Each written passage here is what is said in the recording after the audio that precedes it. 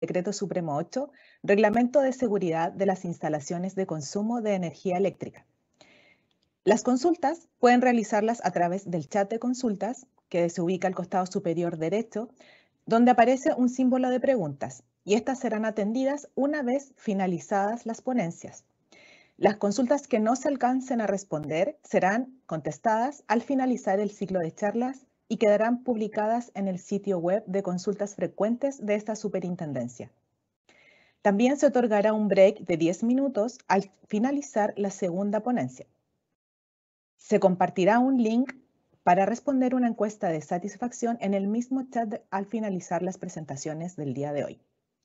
Las presentaciones y videos de las charlas serán publicadas al finalizar el ciclo de estas, en un link que se encontrará disponible también en la página de la Superintendencia. A continuación, saludamos a los expositores que hoy nos acompañan. Felipe Cuevas Cerda, profesional del Departamento Técnico de Inspección de Electricidad. Giselle Brancalis Fortunati, profesional del Departamento Técnico de Inspección de Electricidad. Y Gustavo Hunter Sandoval, profesional de la Unidad de Energías Renovables y Electromovilidad.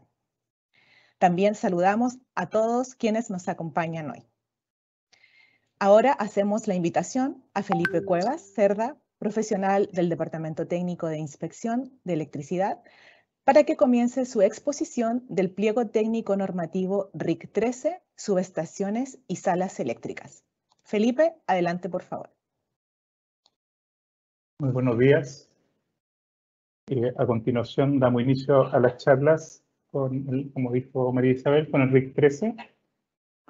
Vamos a pasar inmediatamente a la presentación.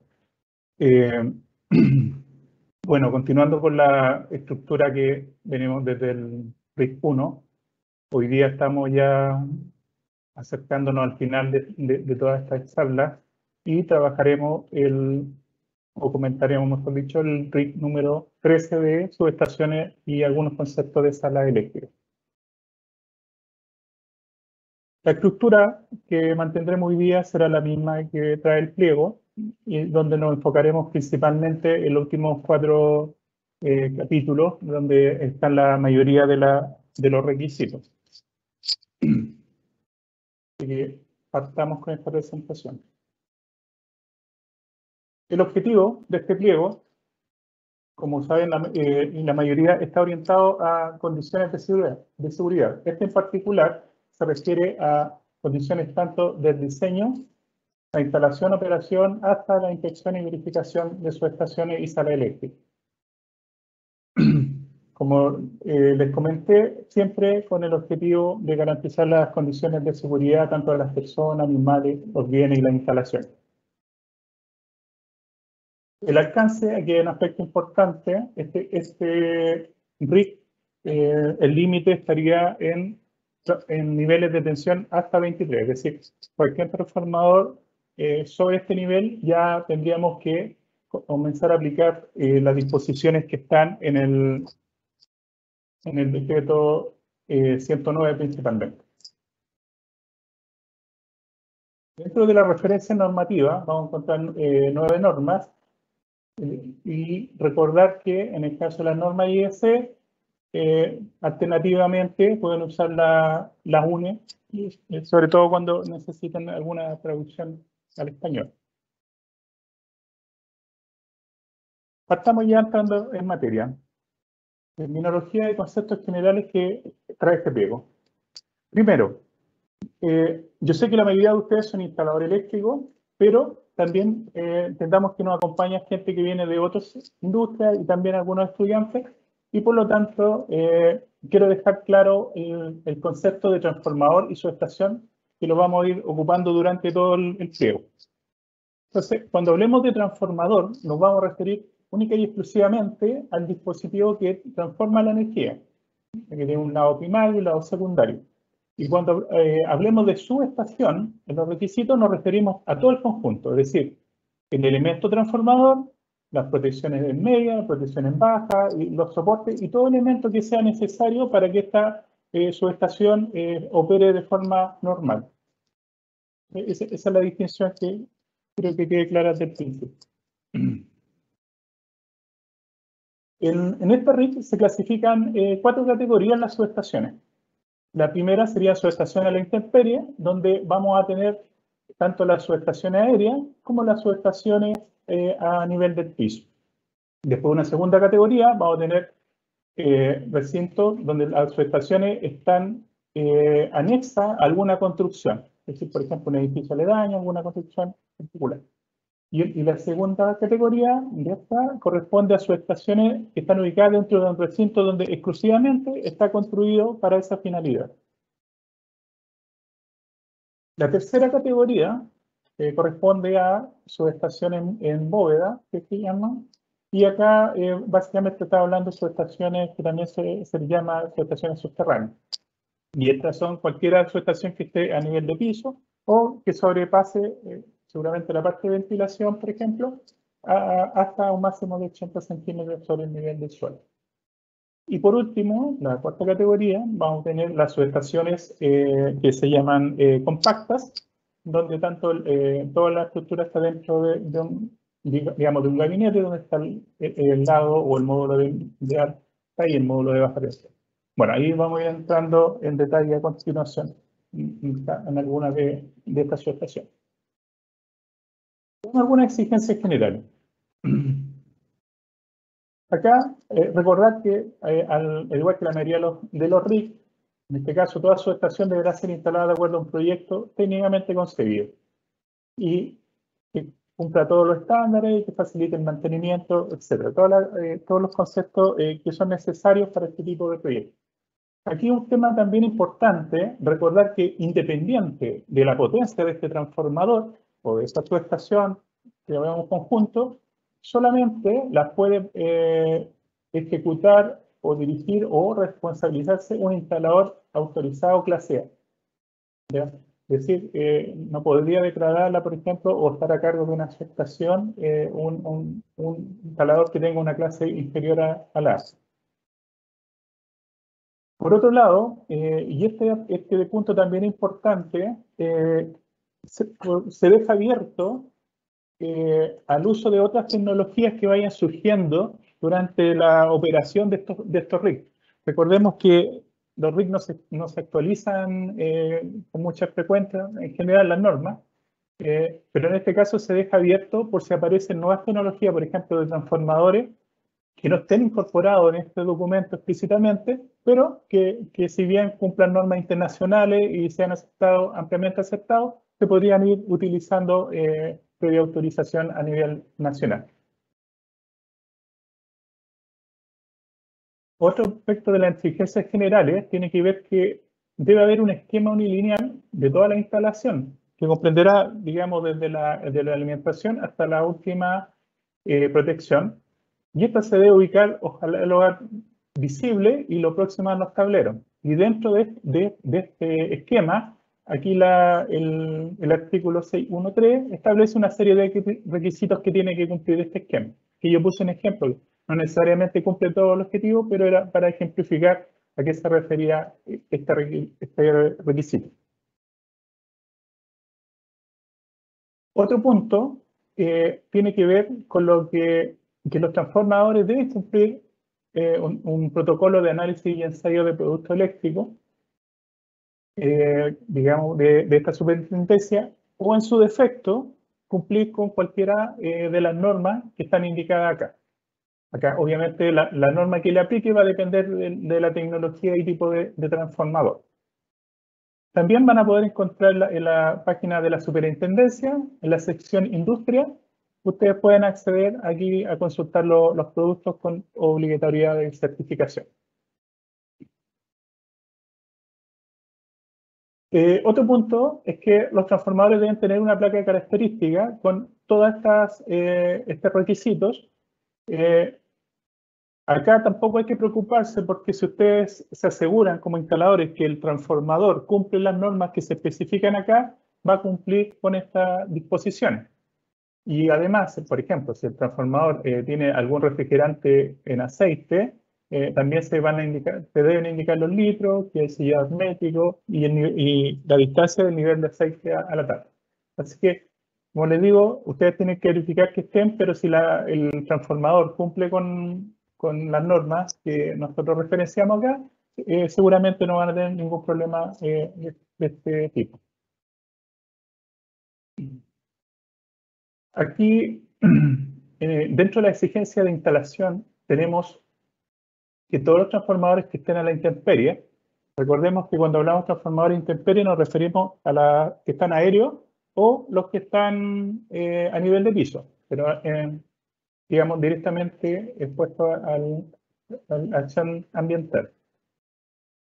Y acá hay un punto que quise colocar, que yo entiendo, porque dice que en un recinto de subestación no se podrán instalar o almacenar de ningún elemento extraño, ningún tipo de o material o mobiliario, etc.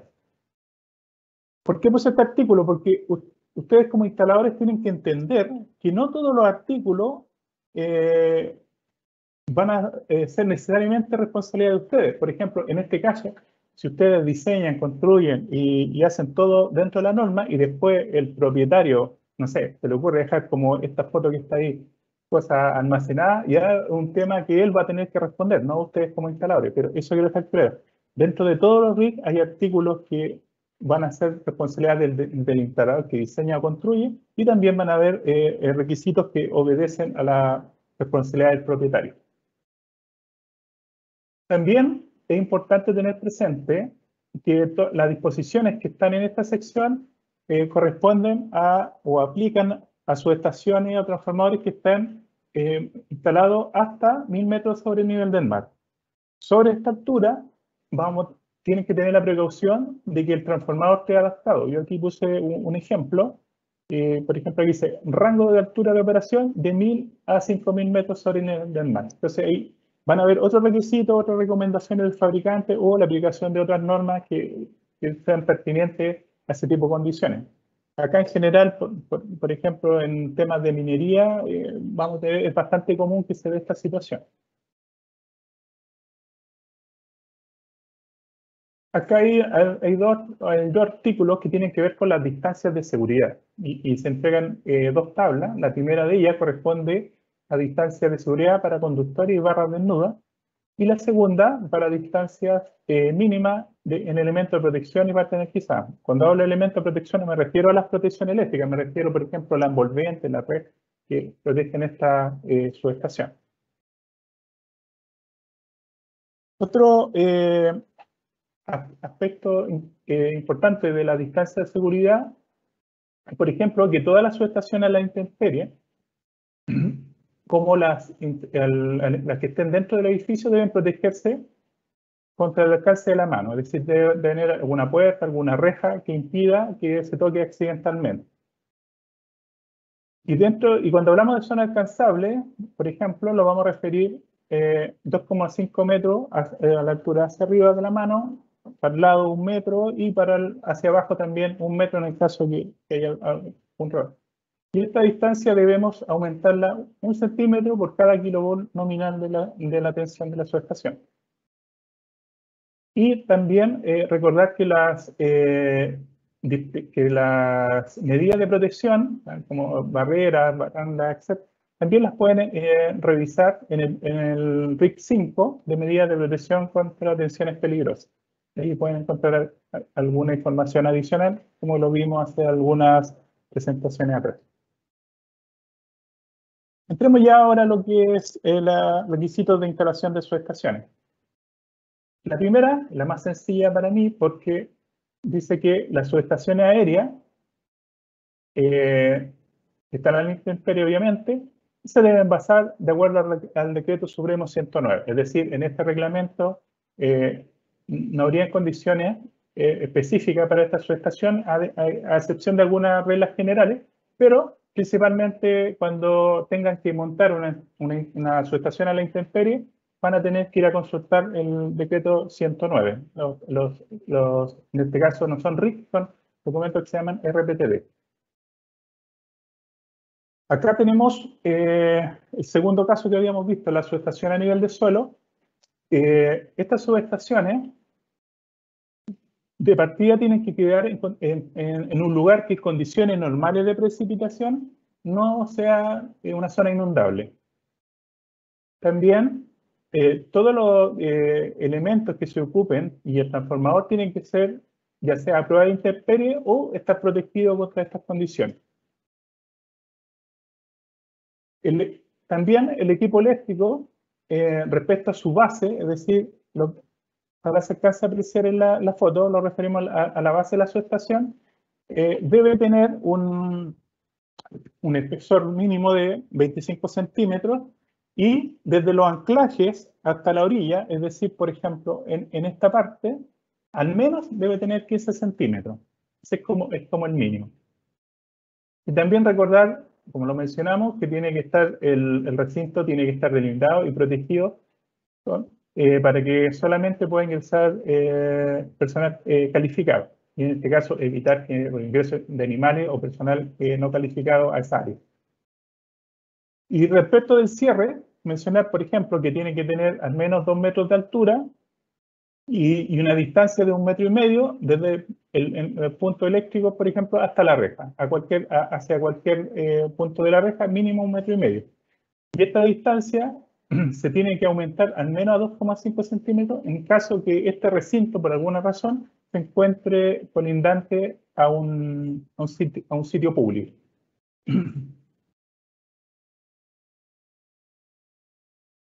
También dentro de las condiciones de instalación de una subestación interior, acá hay un requisito que tiene que ver que los transformadores refrigerados, pero en aceite, tienen que disponer de fosos colectores. En este caso, acá en la imagen se alcanza a apreciar que estos transformadores tienen unos fosos colectores para recibir el aceite en caso de alguna filtración. Cuando tenemos uno o más transformadores y cada uno tiene su propio recipiente, el volumen de este recipiente va a ser la capacidad de aceite que tenga cada transformador. Es decir, si tengo un transformador, va a ser el aceite que tenga ese transformador. Si tengo varios transformadores, pero todos son independientes, me refiero a su capacidad a su foso, este tiene que ser de la capacidad del transformador. Ahora, si tengo, por ejemplo, 2 o más transformadores con un recipiente común, que también fue una alternativa, en este caso, la capacidad o el volumen de este recipiente va a ser la cantidad de aceite del mayor transformador más el 30% de los transformadores adicionales. Es decir, no es la capacidad del transformador mayor incrementada en un 30%, sino la capacidad de volumen de aceite del transformador principal más el 30% de todo el resto de los transformadores. Y en el caso que por alguna razón no se pudiese construir estos fosos, la opción alternativa es que en este caso el umbral de la puerta, por ejemplo, en esta figura, si vemos la puerta del lado, este umbral debe ser al menos de 10 centímetros, pero hoy digo al menos porque va a depender del volumen de todo el aceite que haya dentro o del aceite que cumpla esta condición. Y en este caso, lo que se busca acá es que en caso de filtración, este aceite salga al exterior. Recordemos que igual debemos tener precauciones, sobre todo porque debemos evitar la contaminación del ambiente o las napas subterráneas y en todo caso está estrictamente prohibido que este aceite se vacíe a la alcantarilla. Entonces esas son algunas precauciones constructivas que tienen relación con este tipo de subestación. Respecto a la ventilación, acá, en el caso que esta ventilación sea natural, tiene que tener al menos 20 centímetros cuadrados por cada kVA con un mínimo de 0,1 metro. Esto se refiere a las dimensiones que tengo que tener para que se vaya renovando este aire, pero en forma natural. Ahora, si requiero ventilación forzada, esta deberá por lo menos renovar 20 veces en una hora el volumen total del recinto. Por ejemplo, ese recinto tiene 10 metros cúbicos de volumen, va a tener que renovar esa cantidad 20%. Pero todos los ventiladores establecen su capacidad de renovación y eso es lo que tienen que calcular cuánto irán a necesitar. También acá tener una precaución, que en el caso que el aire que entre el aire fresco, digamos, entre un polvo, gases o presencia de humo en cantidades suficientes como para contaminarlo, se deberán incorporar a esta ventilación forzada algunos filtros o separadores adecuados que impidan que hacia el interior de la sala entren estos elementos contaminantes. Aquí dentro, otro requerimiento para subestaciones de edificio de uso general, acá tenemos que tener en consideración el punto 9.1, que establece que en este caso se aceptará la utilización de equipos eléctricos que utilicen aislante tipo seco o líquido, pero al menos clase K en adelante. Se refiere clase K, como pueden ver acá, aquí la clasificación O, K o L. Acá se refiere la K sobre 300 grados de temperatura, como está acá, de ignición. Es decir, ya como vemos acá, el aceite tradicional o aceite mineral que se usa comúnmente en los transformadores, ese no cumple el rango, porque es clase O, y por lo tanto deberíamos elegir, si no es seco, deberíamos elegir, por ejemplo, con silicona, con aceite natural, etc. Cualquier aislante en este caso que esté dentro de la categoría K y que, por tanto, su emisión sea mayor a 300 grados. Esto recordemos que aplica a subestaciones que estén dentro de edificios. Y también las subestaciones van a tener algunas características y exigencias para los muros, los cielos, que tienen que ver con el revestimiento y con las condiciones de espesor, etc. Tanto de las paredes como de la losa. Esas las pueden consultar en el pliego, y ahí hay otras más que no quise poner para no alargar innecesariamente, pero están claramente especificadas. Entonces, en resumen, podemos usar transformador en seco o podemos usar cualquier transformador adecuado para interiores, pero teniendo la precaución que tenga una tecnología de aislante al menos K. Otro aspecto importante en caso de edificio que yo tenga que instalar transformadores en edificios de uso general es que estos transformadores tienen que dar sus vías de acceso hacia el exterior. Es decir, por ejemplo, si el transformador está montado en un área específica del edificio, la única entrada no puede ser por el interior del edificio, sino que tiene que ser por fuera. Y esto obedece a un tema que en caso de siniestro o algo, se puede evacuar sin riesgo para las personas.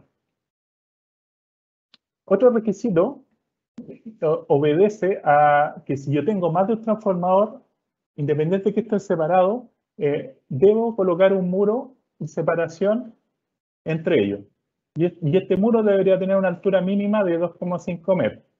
¿Qué es lo que evita? Que en el caso de falla de algún transformador, esta temperatura, esta llama, se afecten al transformador del lado. O al menos den tiempo para poder, en este caso, el personal de seguridad pueda apagarlo o el personal, digamos, bombero o quien corresponda, pueda cumplir esa labor. En el caso que usemos transformadores secos de potencia superior a 100 kVA, van a tener que contar con sondas que permitan iniciar de forma, para proteger estos transformadores. Van a prender los ventiladores de refrigeración forzada que están acá y que permiten que el aire vaya circulando y ventile esta unidad. Ahora, en el caso de transformadores en aceite, esta es una exigencia similar, pero ya en vez de 100 sobre 250 kVA, van a tener que tener dispositivos de tensión, detectores de temperatura, relé buctos o dispositivos equivalentes. ¿Qué es lo que buscamos acá? Que cuando llega a cierto umbral de temperatura, se activen estos elementos y se baje la temperatura de los transformadores. Así que son requerimientos básicamente en esta línea. Ahora, en el caso de subestaciones compactas, acá tenemos que estas podrán instalarse tanto a la intemperie como al interior de edificios, sin problema. Y en el caso que se instale en la intemperie, todos los módulos, recordemos que deben ser a prueba de intemperie, y en el caso que se instalen al interior, van a tener que cumplir además las disposiciones que vimos en las secciones 8, 9 y 10 de este pliego. Otro punto importante tiene que ver con que todos los elementos de subestación estén conectados a tierra. Por ejemplo, vamos a ver más adelante cuando veamos la sesión de tierra en detalle, pero le anticipo, por ejemplo, estas bisagras que para las puertas no se consideran una conexión a tierra, aunque a lo mejor físicamente estén unidas, pero igual de todas formas tiene que estar conectada a un cable. Acá podemos presenciar el lado de alta tensión, acá el lado de baja tensión. Recordemos que todos estos elementos están dentro de la subestación. Y en el caso del módulo de media tensión, tenemos que aplicar todas las disposiciones que están en la sección 7, que tiene que ver con esta tierra de protección. Este RIC, recordemos que lo vimos hace una semana atrás, y después, al final de toda esta charla, van a estar disponibles para que los consulten. O simplemente se van al RIC y van a encontrar toda esta referencia. Y en el caso del neutro, tiene que aplicar el punto 664 del RIC 6, que también de puesta a tierra, pero ahí se refiere básicamente a la sección que tiene que tener el conductor neutro, que está definido en ello. Entremos un poco al aspecto de protecciones, que aquí hay unos puntos importantes. Por ejemplo, acá dice que cada transformador se puede proteger con un fusible cuya capacidad sea 1,5 veces la corriente nominal, y en el caso que sean interruptores automáticos, puede ser a lo más hasta 3 veces dicho valor. También, el punto siguiente establece que en el caso que esta capacidad de fusible comercialmente no la encuentre, tengo que ir inmediatamente al calibre superior. Y otro aspecto importante acá es una restricción, que en el caso de su estación interior en el edificio, no puedo utilizar desconectadores del tipo intemperie, como los que se muestran en la figura. Eso hoy día no se permite, para que lo tengan en consideración. Hay que usar una tecnología mucho más segura para la operación y el mantenimiento y para los usuarios también. Porque eso, desde la implementación de esta RIC ya eso está prohibido. Quisiera detenerme un poquito en este punto, porque yo sé que para muchos de ustedes como instaladores les va a ser interesante, porque estos resuelven en gran medida un problema que se genera muchas veces cuando quiero poner en servicio un empalme en media tensión, y a veces tengo conflicto con la empresa distribuidora que me pide, por ejemplo, un reconectador y nosotros creemos que con un fusible es suficiente, y ahí se genera un conflicto. Entonces ahora, este artículo lo que dice que van a poder usar tanto fusibles como reconectadores, pero se van a dar dos condiciones. Por ejemplo, como dice acá en la última línea, en el caso 1, si la instalación del empalme MT es de potencia igual o superior a 500 kW, ahí la única alternativa, y por obligación, van a tener que colocar reconectadores.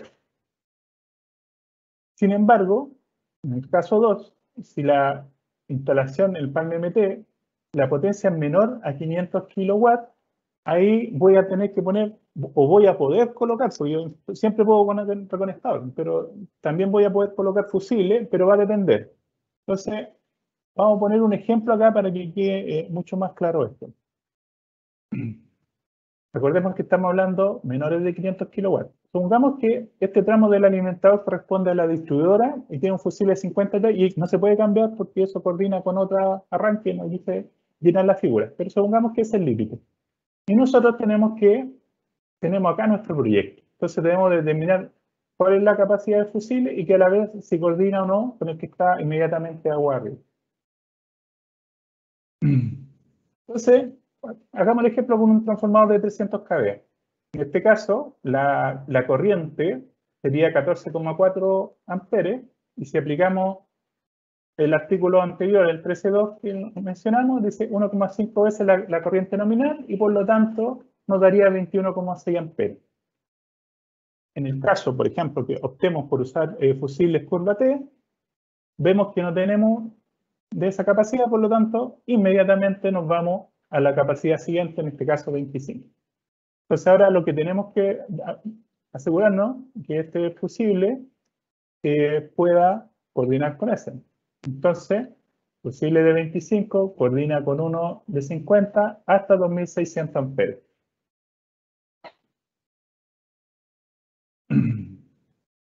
Entonces, el caso 2A sería, si la corriente de cortocircuito es menor o igual a 2600 amperes, yo podría colocar fusible, o si quiero colocar reconectador, coloco reconectador, pero tengo las dos opciones. Si en el caso de este ejemplo, la corriente de cortocircuito sea mayor a 2600 amperes, ya no me va a coordinar este fusible y por lo tanto la única alternativa que me queda es tener que poner un reconectador que después se van a entregar los ajustes para que lo pueda coordinar con las protecciones de la distribuidora. Así que ese es, digamos, el ejemplo que les quería comentar.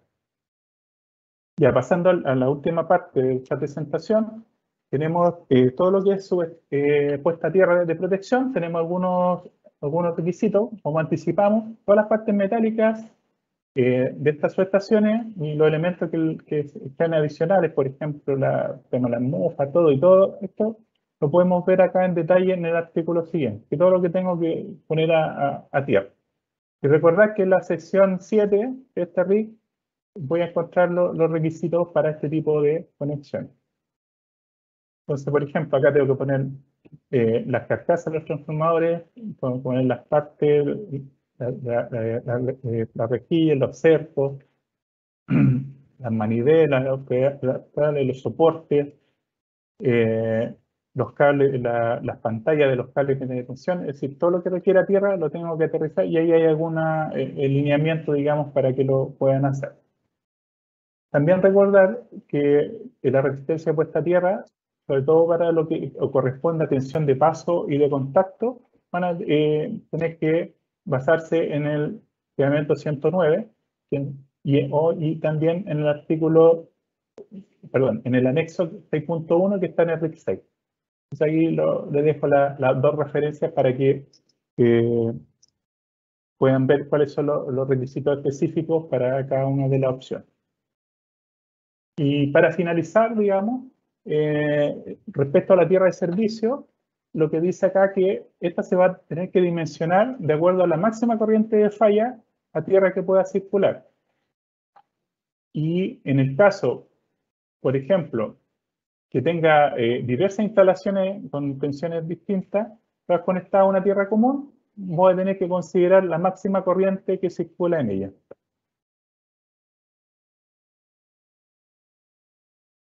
Finalmente, la puesta a tierra de servicio, como está por el lado de baja tensión, aquí solamente debe cumplir la sección 10 de RIC 6. Aquí no me tengo que ir al reglamento 109. Así que agradezco su atención. Espero que la información que les proporcionamos sea de utilidad y les recordamos que cualquier consulta o cualquier la pueden hacer por el chat de preguntas y estamos a su disposición para atenderlos. Así que ahora nuevamente le agradezco y volvemos con María Isabel para continuar con esta sección. Gracias.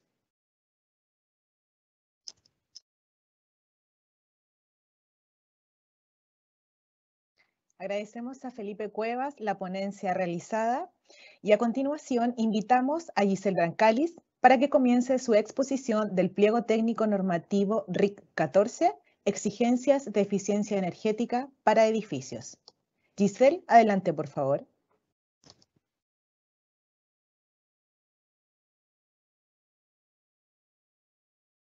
Giselle, disculpa tu micrófono.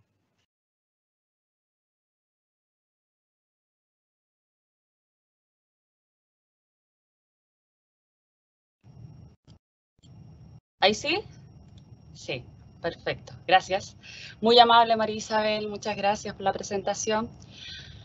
Bueno, tal como comentaba, ahora me toca a mí hablar y hacer mención respecto al pliego técnico número 14, que principalmente trata las exigencias de eficiencia energética para los edificios. Este es un pliego nuevo. Hoy en día no tenemos nada en nuestra normativa vigente a la cual haga referencia de las instalaciones de consumo que tengan que tener que ver con las exigencias de eficiencia energética. Antes de entrar en lo que es en sí el pliego técnico, me gustaría dejar claro qué se entiende por eficiencia energética. Principalmente que es el conjunto de las acciones que va a permitir optimizar la relación entre la cantidad de energía consumida y los productos y servicios finales obtenidos sin sacrificar la producción, la calidad o los niveles de confort. En palabras más simples y más fácil es hacer más con menos. Además, debemos tener presente que eficiencia energética no es lo mismo que ahorrar energía. Porque ahorrar energía es dejar de utilizar o consumir menos energía, que esto va a producir en reducir o dejar de realizar ciertas actividades. Por ejemplo, ¿cómo ahorramos energía nosotros habitualmente? Cuando apagamos las luminarias de nuestra casa, estamos evitando el consumo de energía. Por ende, es un ahorro de energía.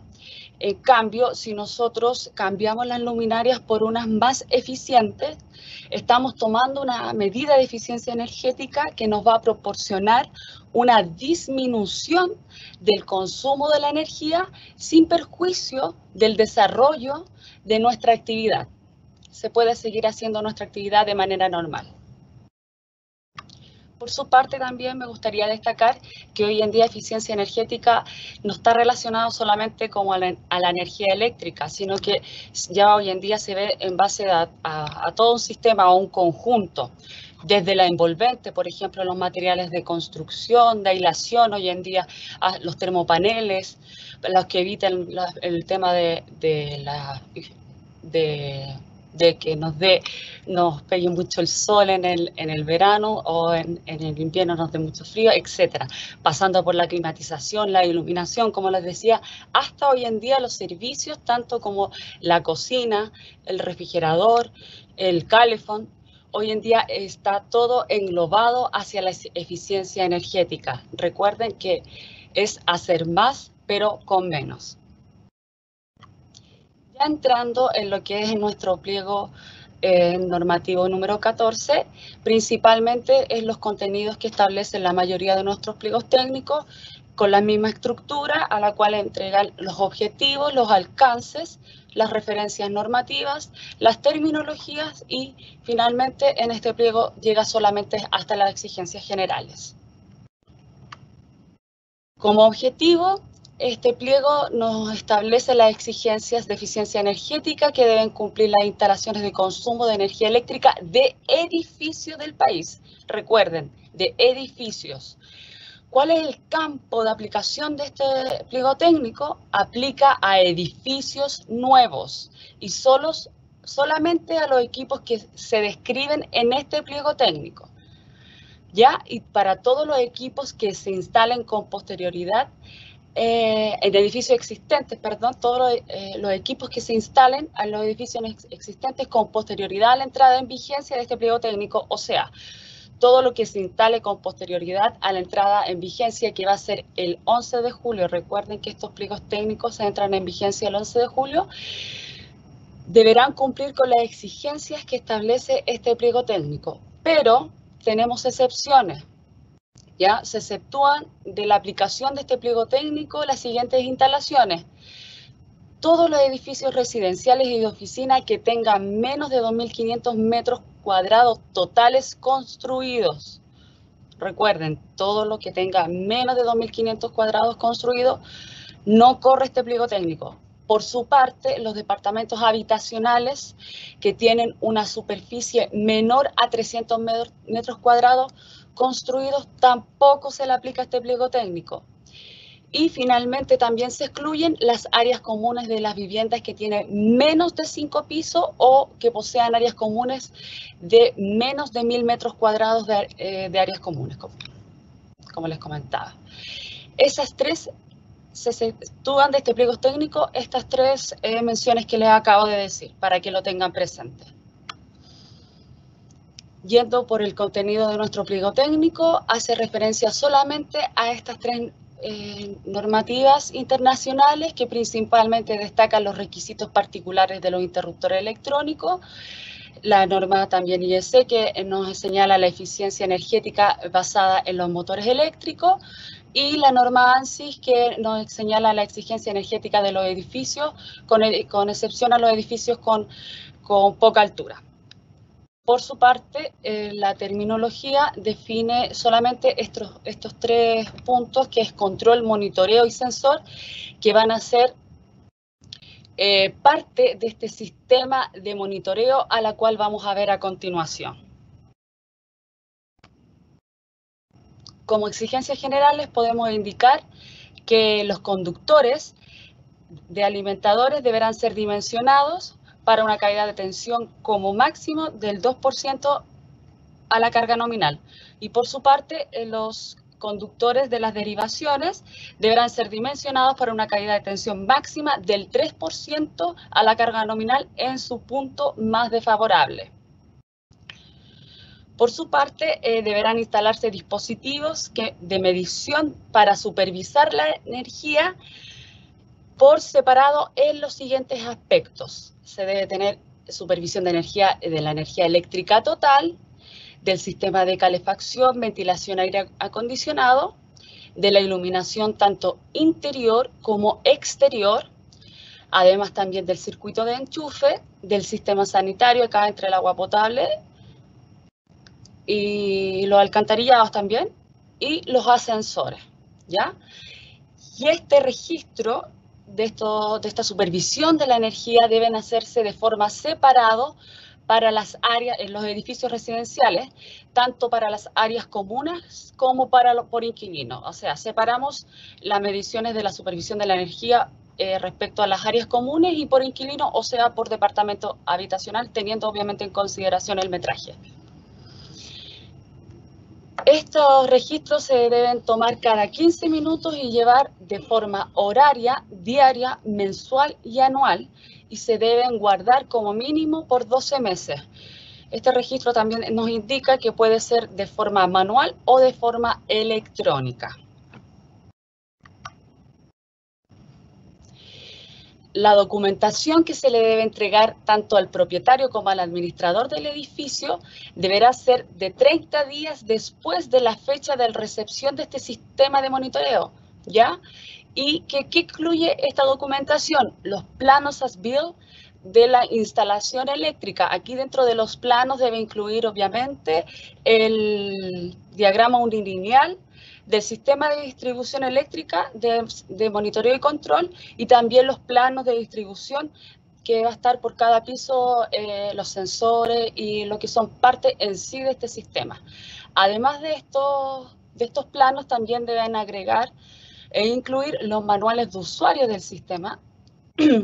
Por su parte, los manuales de mantenimiento, que deberá indicar principalmente las características de los equipos a los cuales están trabajando en dicho sistema, el servicio técnico, a la cual en el caso de algún siniestro deben conectarse para que vengan a reparar o a supervisar, y la descripción por cada sistema a operar.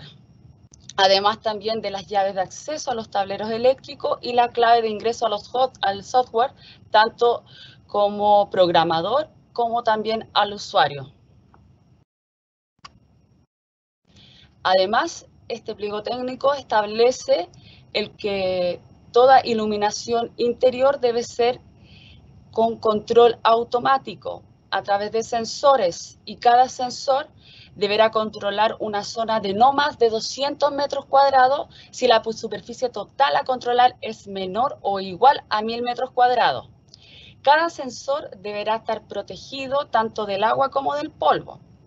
Por ejemplo, en los recintos cerrados como oficina, estos sensores deberán tener un OIP 20 como mínimo. por su parte, en los espacios de circulación como los pasillos, deberán tener un IP mínimo de 42. Y los espacios considerados como húmedos deberán tener con IP 44.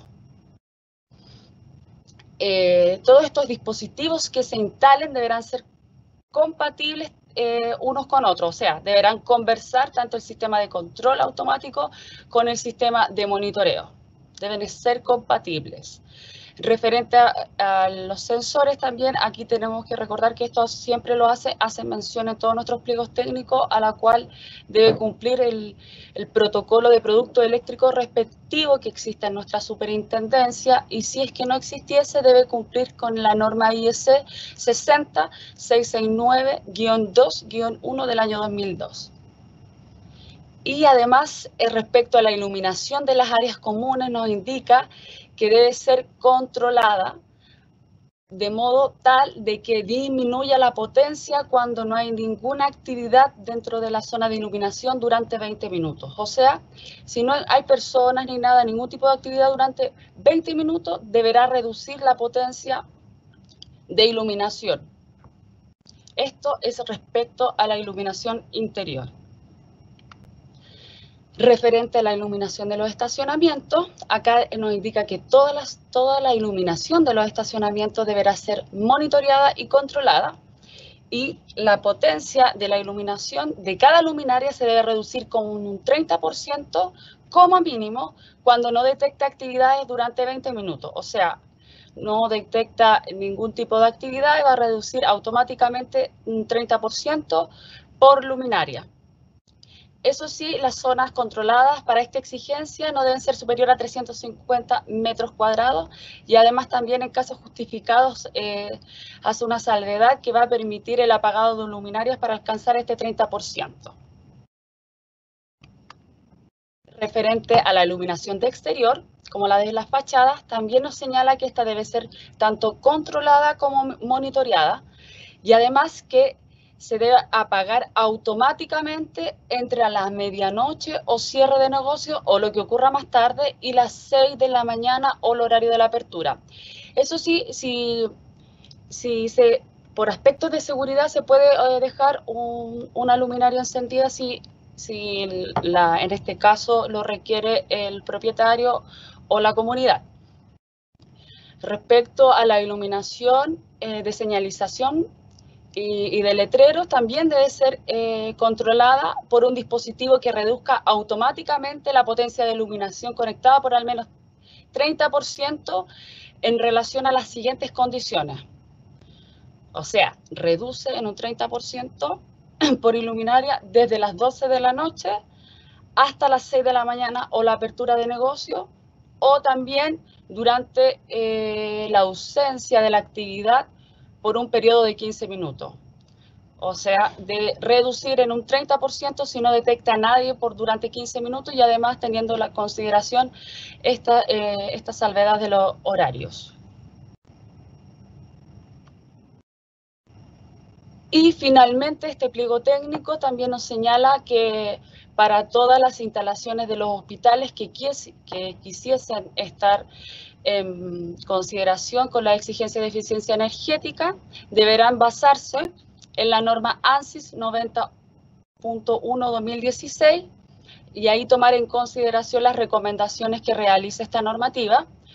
Por su parte, todos los motores que se instalen en estos edificios que clasifican como exigencia de eficiencia energética deberán estar basados en la norma IEC 634/31, que principalmente acá nos señala la eficiencia energética de los motores y hace una clasificación.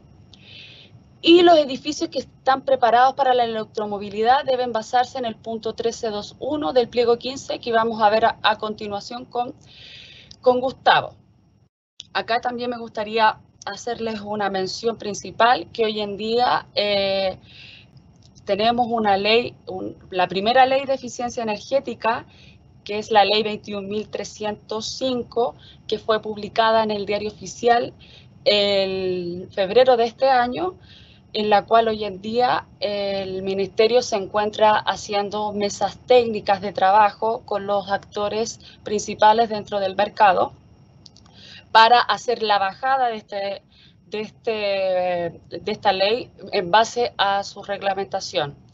Y obviamente este pliego técnico va a conversar con lo establecido en ese reglamento y también obviamente con la ley, que principalmente establece un plan nacional de eficiencia energética durante 5 años.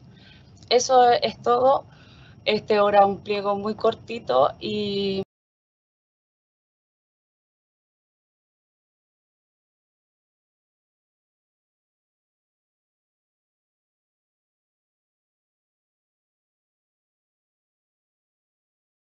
claro. Muchas gracias.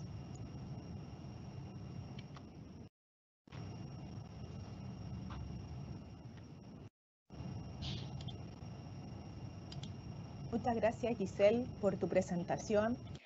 Aprovecho este tiempo para indicarles nuevamente que todas las preguntas que no se alcancen a contestar mediante el chat en el día de hoy serán respondidas al finalizar el ciclo de las charlas y estas quedarán publicadas en el sitio de consultas frecuentes de la Superintendencia.